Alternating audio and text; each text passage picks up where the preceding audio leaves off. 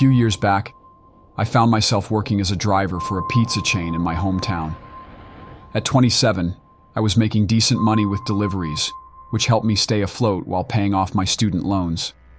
Even after what happened, I still occasionally work as a dasher, but I'm much more cautious about where I deliver now.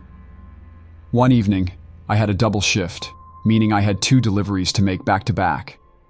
Both were cash orders, and I had about $12 left in my bank, which drivers like me were given to use as change for cash orders, so we wouldn't carry a lot of cash on us at any given time. The first delivery went smoothly. The customer tipped generously, and I was feeling pretty good about the night. But then came the second delivery, which turned out to be the beginning of a nightmare. The delivery was to an apartment complex, one I had been to before. It was still light out, with the sun about to set, but something felt off as I approached the building. The complex was quiet, almost too quiet, and I couldn't shake the feeling of unease as I made my way to the door. A young guy greeted me, but there was another man, older and bigger, lingering nearby, smoking a cigarette. As I handed over the order, the young guy seemed nervous, constantly looking around as if he was expecting someone else to show up. That's when things took a terrifying turn. Suddenly, the young guy pulled out a gun and pressed it against my neck. My heart stopped as I felt a chill run down my spine. I was frozen in fear, unable to speak or move as he demanded my money and keys. With trembling hands, I handed over everything I had, praying that they would spare my life. Another guy appeared, grabbing the pizza bag and running off with it while the first guy searched my company car. Thankfully, I'd left my wallet in my personal car, but they took my cell phone, which held precious photos of my son. In a panic, I begged them not to take my phone, lying that it contained pictures of my deceased son. The lie seemed to resonate with one of the guys, who assured me that they wouldn't harm the phone. As they fled the scene, they dropped the gun in front of me, a haunting reminder of the terror I had just endured. Left alone and shaken, I collapsed on the ground, feeling helpless and vulnerable. A kind woman from a nearby apartment came to my aid, offering me shelter and support until the police arrived, for which I will be forever grateful. When the police arrived, they took my statement and began their investigation. Miraculously, the suspects were apprehended less than 20 minutes after the robbery, thanks to a timely tip-off. They were caught with stolen phones and other evidence linking them to the crime. I was asked to identify the suspects, and despite my fear, I cooperated with the police. It was later revealed that they were teenagers, the youngest being only 15 years old. Despite their youth, they were charged and sentenced accordingly for their crimes. The ordeal didn't end there. I had to deal with the aftermath of the incident, including replacing my slashed tires and filing reports with my employer and the police. My manager was understanding and supportive, allowing me to take time off to recover from the trauma. But the nightmare didn't truly end until I received a letter from the state, informing me that one of the suspects was being released early due to overcrowding. It sent a shiver down my spine, knowing that he would soon be back on the streets. Despite the fear and uncertainty, I refused to let the events of that night define me. I've learned to be more cautious and vigilant, especially when it comes to my safety. And while the scars of that night may never fully heal, I'm grateful for the kindness and support I received from strangers and loved ones alike.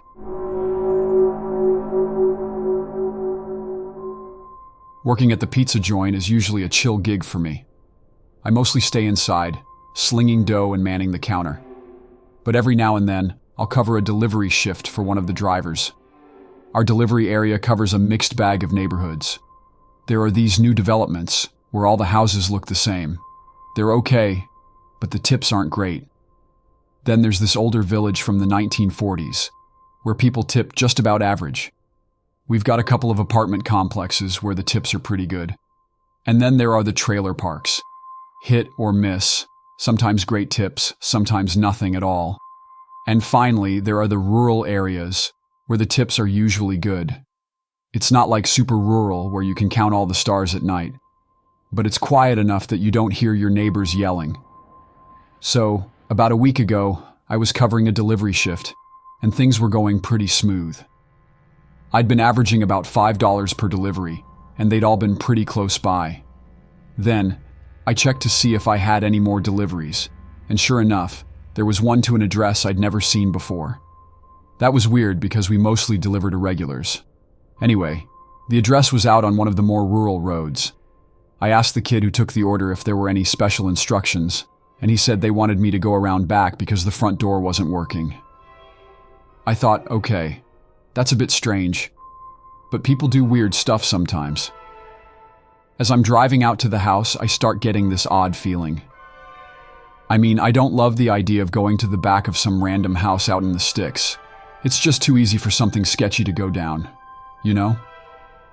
But I figure I'll scope the place out when I get there and decide what to do. The road gets less populated the further I go, which isn't exactly reassuring.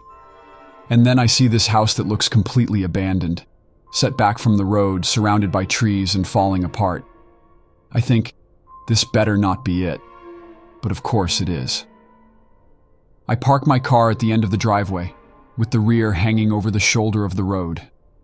I figure if anyone passes by, they'll see it and maybe stop to check things out. Then, I call back to the shop and let them know I'm at this sketchy house. I tell them if I don't call back in a few minutes, they should call me. And if I don't answer, they should call the cops. While I'm on the phone, I take a good look at the house. It's a mess. Driveway crumbling, weeds everywhere, no signs of life. The windows are all shut, even though it's hot as heck outside. And there are no lights on inside, not even a flicker. At this point, my gut is telling me to bail. I mean, I'm not super worried about getting robbed. It's not my money. But I don't want to get jumped or worse. Still, I don't want to bail and get a reputation as a flake, so I stick around. I walk up to the house, phone in hand, and notice something weird. The number I'm calling is associated with some internet texting app. That's a huge red flag. My heart starts pounding, and I'm seriously considering just leaving.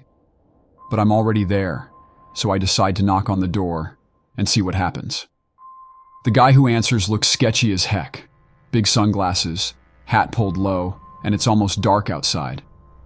He mouths something and darts back inside, and that's when I book it out of there. I jump back in my car, slam and lock the door, and peel out onto the main road. I pull over a little ways up and call the shop to let them know I'm okay. They tell me to come back and fill them in on what happened, so I do. We all agree that it was probably a robbery setup, so we put the address and phone number on our no deliveries list and chow down on the pizza. And that's the story of how I almost walked into a sketchy situation while just trying to do my job. Delivering for Uber Eats was my way of hustling to pay off my student loans. Living with my parents in Newark, Delaware, I often found myself navigating the late-night streets, trying to earn whatever cash I could. This particular night, I was on a delivery route in Wilmington, North Carolina, picking up an order from a fast food joint. It was well past midnight, and darkness cloaked the quiet roads. As I made my way to the delivery address, I left behind the bustling residential areas and ventured into the quieter outskirts, where forests and farmlands stretched into the night. The roads were desolate, with not a single car in sight. Following the directions, I turned onto a side road marked with a dead-end sign. This was where the address led me, the last house on the road. The neighborhood was shrouded in darkness, and even the house I was delivering to seemed abandoned. I relied on my car's headlights and the flashlight on my phone to navigate through the pitch-black surroundings. The overgrown grass brushed against my shins as I made my way to the front porch, a sense of unease settling over me. I pressed the doorbell, but there was no response. Knocking yielded the same result. The customer had opted for contactless delivery, so I messaged them to confirm the address. Their response was prompt, but something felt off. Despite their assurance that I was at the right house, I couldn't shake the feeling of dread. Suddenly, a voice pierced the silence, calling out from the darkness. My heart raced as I scanned the area with my flashlight, searching for the source. I announced my presence and informed them that I was leaving the food on the porch, not wanting to stick around any longer than necessary. As I retreated to my car, a sense of foreboding washed over me. It was then that I heard the unmistakable sound of air escaping from my tires. Panic surged through me as I realized that all 4 tires had been slashed. With no way to escape, I braced myself for whatever was to come. 4 figures emerged from the darkness, surrounding my car. They wore masks, their intentions unknown. Fear gripped me as they demanded that I hand over everything I had. With no other choice, I complied, watching helplessly as they ransacked my belongings. Left battered and bruised, I lay on the ground. Eventually, I mustered the strength to seek help from a nearby house. The residents were kind enough to assist me, allowing me to contact the authorities and arrange for my car to be towed. In the aftermath of the incident, I was left shaken and traumatized. Despite the police's efforts, the perpetrators remained at large, and I was left to bear the financial burden of the ordeal. It was a painful lesson in the harsh realities of the world, one that I would not soon forget. After taking a break from work, when I eventually returned to work, I made sure to stick to daytime shifts, avoiding the dangers of the night. It was a decision born out of necessity, a reminder that safety should always come first, no matter the cost.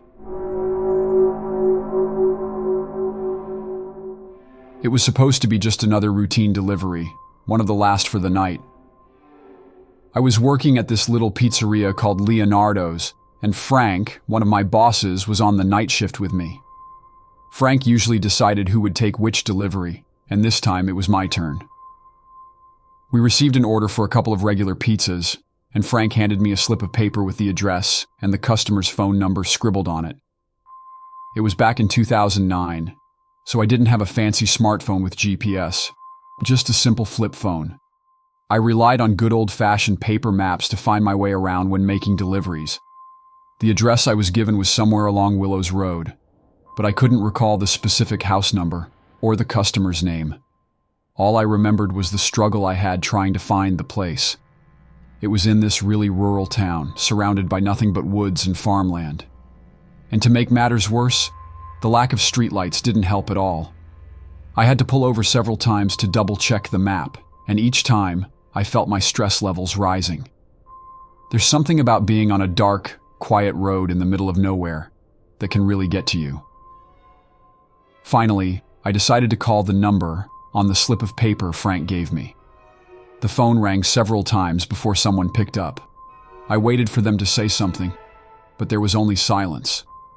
Eventually, I broke the silence and said hello. To my surprise, a deep, soft voice echoed back from the other end. It was the customer. I explained that I was having trouble finding their place, and the customer, in that same slow, monotone voice, gave me directions. He described his driveway as easy to miss, like just a dirt trail. With his guidance, I finally managed to find it. I turned my car onto this narrow dirt path, and after about 30 seconds of careful driving, I spotted a small one-story house with a faint orange glow emanating from one of the windows. I parked next to an old pickup truck and grabbed the pizzas from the passenger seat. Approaching the front door, I looked for a doorbell but couldn't find one. So I knocked instead. I could hear muffled music coming from inside the house, and after a moment, footsteps approached the door. It cracked open, revealing only a fraction of someone's face. I nervously asked if they had ordered the pizza, and the man confirmed it was indeed him.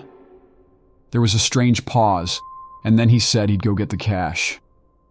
As he walked away, the door started to slowly swing open on its own, revealing more of the dimly lit interior. The house looked like it was stuck in a different era, with old-fashioned furniture and a vintage record player emitting music from decades past. But what struck me the most was the smell. It reeked of decay. I waited for what felt like an eternity, but when the man didn't return, I knocked again and called out to him. He responded, asking me to come into the kitchen. Every instinct in me screamed to leave, but I hesitantly stepped inside, holding the pizzas tightly. The floor creaked under my weight as I made my way to the kitchen.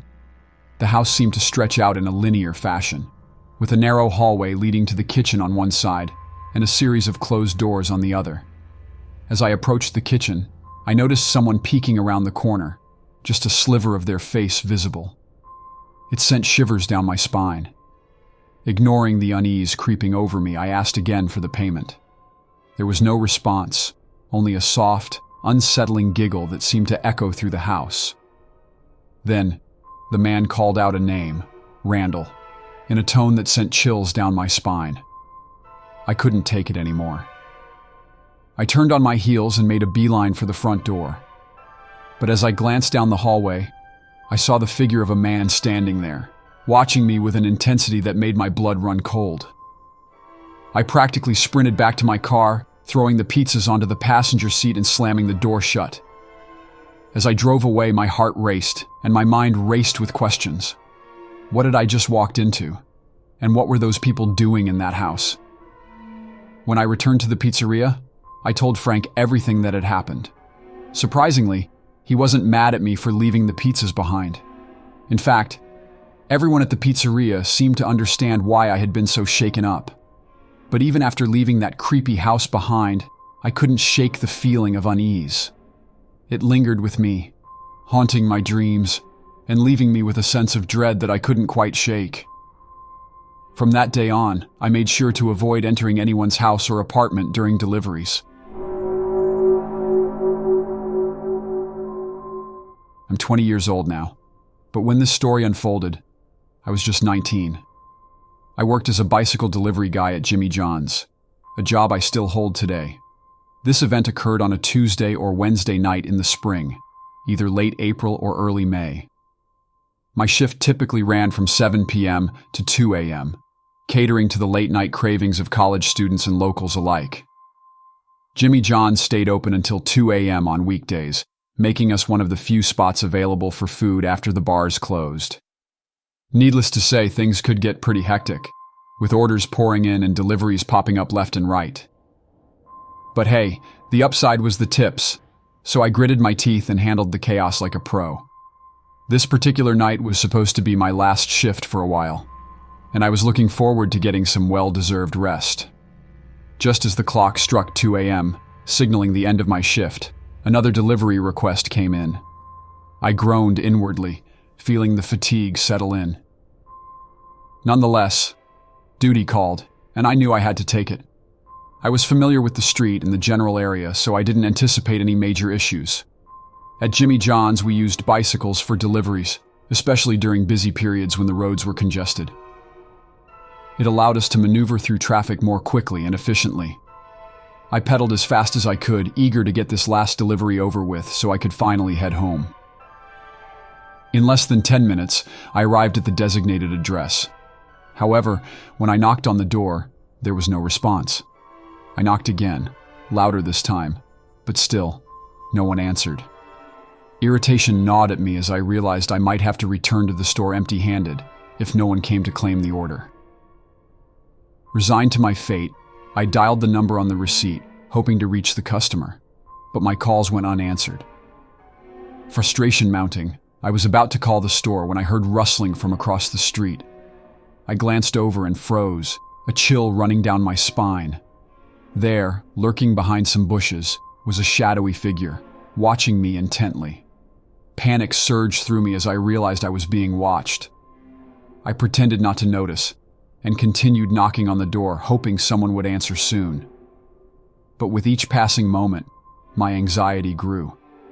I could feel the stranger's gaze boring into me, and I couldn't shake the feeling of impending danger. Finally, a disheveled-looking guy stumbled out of the house, grumbling about the late-hour delivery. He explained that his roommate, who had placed the order, was passed out drunk upstairs.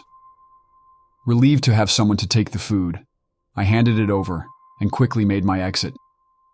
However, as I prepared to leave, I heard movement behind me. I turned to see the shadowy figure lunging toward me. Adrenaline surged through me as I realized I was in danger. Without a second thought, I raced to my bike and pedaled away as fast as I could. I opted for a nearby bike trail, despite its lack of lighting, knowing it was my best chance of escape. Every shadow seemed to loom menacingly as I rode, my heart pounding in my chest. I didn't dare look back, fearing that my pursuer was hot on my heels. Thankfully, I made it back to the store unscathed, but the encounter left me shaken to the core. I didn't report the incident to my boss or the police, as I hadn't gotten a good look at the assailant. Instead, I packed up my things and drove home, grateful to be safe. Since that night, I've been extra cautious when working late shifts, always keeping a weapon close at hand. Newark may not be known for its danger, but this experience taught me that danger can lurk in the most unexpected of places. It's a lesson I won't soon forget.